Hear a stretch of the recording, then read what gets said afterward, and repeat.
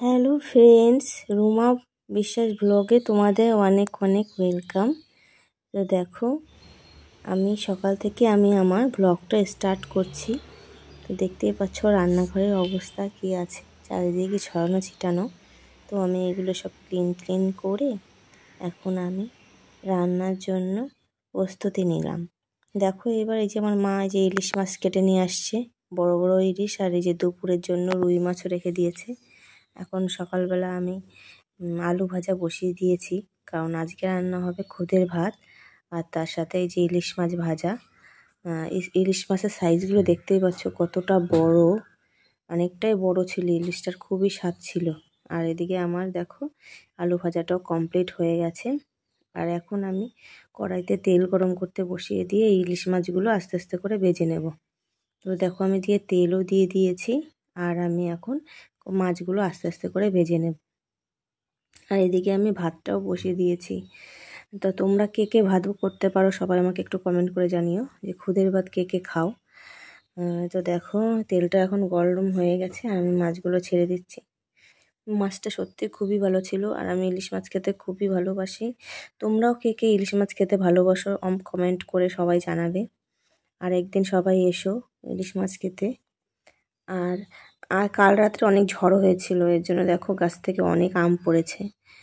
দেখতে পাচ্ছ আমগুলো গাছে বসেই পুরো পেকে টসটসে হয়ে গেছে। আর এদিকে দাদা ঝিঙে কাটতে বসেছে দুপুরের জন্য। দুপুরের লাঞ্চে এগুলো তৈরি হবে, ঝিঙে দিয়ে আলুর তরকারি হবে, আর এটা টক করব। আর এদিকে দেখো মা কত রকম মাছ ভাজতে বসে পড়েছে। এগুলো হচ্ছে সাদা সাদা মাছ, এইগুলো পাতায় ভাজা হবে। আর এদিকে হচ্ছে চিংড়ি মাছও হয়েছে, অনেক রকম চিংড়ি আছে, যে এই প্যাকেটে চিংড়ি, এই গামলায় চিংড়ি, আর চিংড়ি, অনেক চিংড়ি মাছ এনে রাখে আমাদের ফ্রিজে, সবসময় স্টোর করা থাকে চিংড়ি মাছ। আর এদিকে দেখো এইটার মধ্যেও দেখি কি যে চিংড়ি, এটাও চিংড়ি রয়েছে। তো আমাদের মাছ টাছ কাটা কমপ্লিট। তো এদিকে আমরা সকালের জন্য খেতে বসেছি।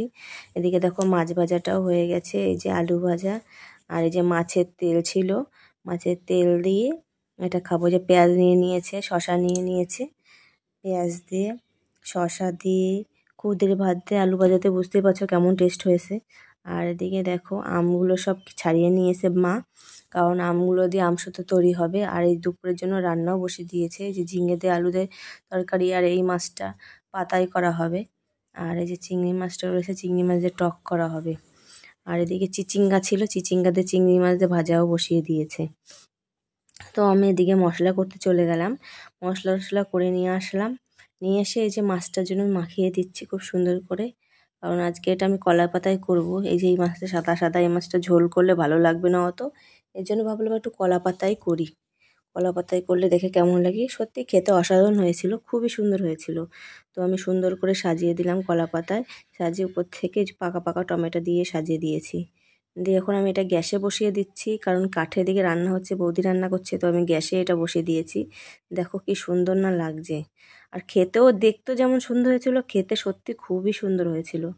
তো আমাদের রান্না বান্না এখন অনেকটাই কমপ্লিটের পথে। আর এই যে আমরা খেতে বসেছি দুপুরে, এই যে সেই চিচিঙ্গে ভাজাটা আর সেই রুই মাছের ঝোলটা, এই যে পাতায় ভাজাটা দেখতেই পাচ্ছ কেমন হয়েছে সুন্দর। আর এদিকে দেখো দাদা খেতে বসেছে, বাবা খেতে বসেছে, অরিত্র খেতে বসেছে, সবাই খেতে বসেছে, টকটাও দেখতে পাচ্ছ। তো আমরা খাওয়া দাওয়া করছি, খাওয়া দাওয়া সেরে এই যে রাত্রের জন্য আমরা দেখো চলে আসছি। রাত্রেও আমাদের রান্না কমপ্লিট হয়ে গেছে, পুরো রান্না ভিডিওটা তোমাদের দেখাতে পারলাম না রাত্রের। তো রাত্রে আমাদের জন্য ছিল চিকেন ছিল, আর এদিকে দেখো গন্ধরাজ লেবু নিয়েছি, আর এদিকে পটল আলুর তরকারিটা ছিল, 2 পিস মাছ ছিল। আর এর জন্য আবার মাংসও আনা হয়েছে রাত্রে, ওই মাংস দিয়ে এই রাত্রেবেলায় আমাদের খাওয়া দাওয়া চলছে।